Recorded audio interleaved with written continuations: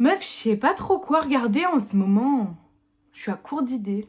On est d'accord, tu aimes les films d'horreur et les slashers. Oui, j'adore ça. Regarde, souviens-toi l'été dernier sur Prime Video. Mais je l'ai déjà vu. Non, tu as déjà vu le film, mais pas la série adaptée du film de 97. Ah, c'est une série en une saison de 8 épisodes et elle est sortie fin 2021 d'ailleurs. Et du coup, tu l'as vue en VO ou en VF? En VO parce que personnellement, je préfère largement la VO à la VF. Et du coup, t'as pensé quoi de ce reboot du film Souviens-toi l'été dernier?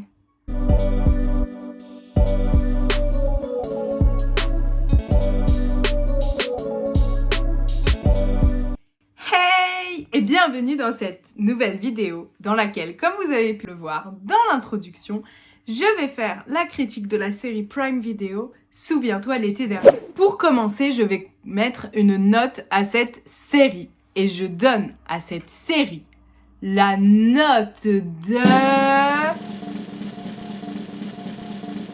4 sur 5. On est sur une très bonne note. Je vais maintenant vous lire un petit résumé de cette série. Dans une petite ville pleine de secrets, un groupe d'adolescents est traqué par un mystérieux tueur. 1 an après un accident mortel survenu le soir de leur remise de diplôme. Petit disclaimer avant de commencer. Tout ce que je vais exprimer dans cette vidéo est mon opinion, mon humble opinion, et il vaut ce qu'il vaut. Vous avez le droit de ne pas être d'accord avec moi, et d'ailleurs si vous n'êtes pas d'accord avec moi, n'hésitez pas dans les commentaires à commencer un débat, une discussion à laquelle je participerai avec plaisir, mais tout cela dans le plus grand respect, bien sûr. Maintenant, nous allons rentrer dans la critique pure et dure de la série. Pour moi, cette série a une bonne intrigue avec beaucoup de suspense et de rebondissements. Maintenant, l'histoire est un petit peu compliquée à suivre, surtout à cause de cette histoire de sœurs jumelles Allison et Lennon. À mon sens, la plupart des flashbacks étaient mal introduits et il était très compliqué, surtout au début de la série, de distinguer les flashbacks du présent.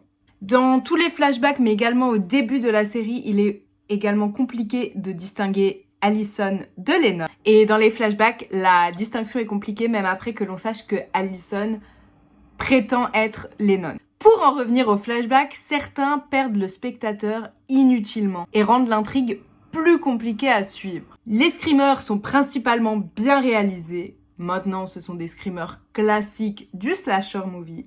Et pour en revenir à l'aspect technique du slasher et du film d'horreur, la plupart des codes du film d'horreur et donc principalement du slasher sont respectés, ce qui est très bien pour une série. Malheureusement, il y a le cliché de la blonde populaire superficielle qui meurt au début. Et l'un des seuls personnages afro-américains qui plus est une femme qui meurt au début de la série. Ceci ne me plaît pas trop car c'est très cliché et en plus d'être cliché, c'est un cliché discriminatoire. De base, je suis contre les reboots et vous le savez si vous me suivez sur TikTok. Mais je dois avouer que cette série est un bon reboot du film de 97. Ce qui me plaît le plus, c'est le fait que l'histoire ne soit pas exactement la même histoire que dans le film original. Donc les personnages ne sont pas non plus les mêmes personnages. C'est une histoire complètement différente que celle du film qui a inspiré la série, ce qui est une très bonne chose. Et on n'a pas l'impression d'avoir pris du vieux pour refaire du neuf. Maintenant, je vais passer à la critique sur les plans ainsi que sur le montage. Il y a des plans magnifiques qui transmettent énormément d'émotions, ce qui est plutôt positif. Par exemple, les plans de la fête, donc des flashbacks, sont magnifiques artistiquement et visuellement parlant. Les screamers sont réussis et le suspense est très bien transmis à travers la combinaison image et son.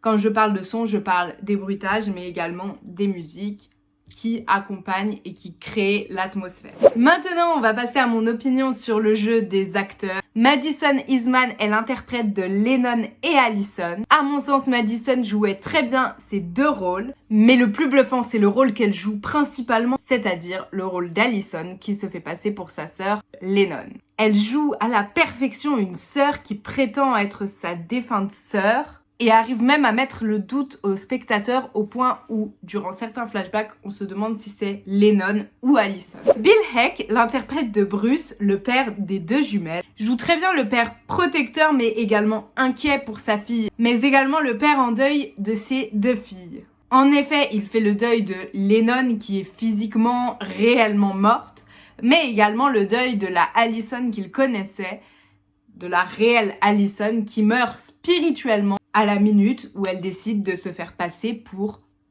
Lennon. Car pour prétendre être sa sœur, elle doit presque complètement abandonner sa propre identité.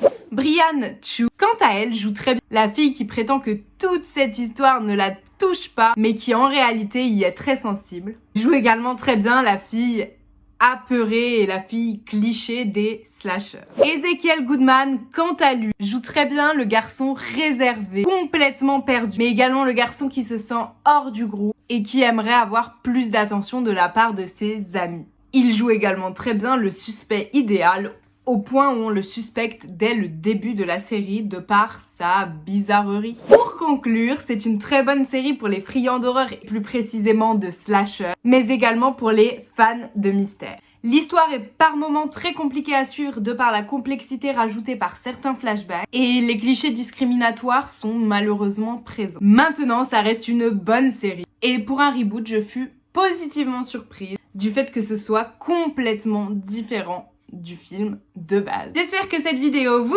aura plu. Vous pouvez mettre un petit pouce en l'air si elle vous a plu, commentez si vous avez vu la série, commentez votre opinion, commentez si cette vidéo vous a plu, commentez des idées de vidéos que je pourrais faire dans le futur. N'hésitez pas à me follow sur mon TikTok et mon Instagram qui sont en bio. Et moi je vous dis à la semaine prochaine pour une nouvelle vidéo.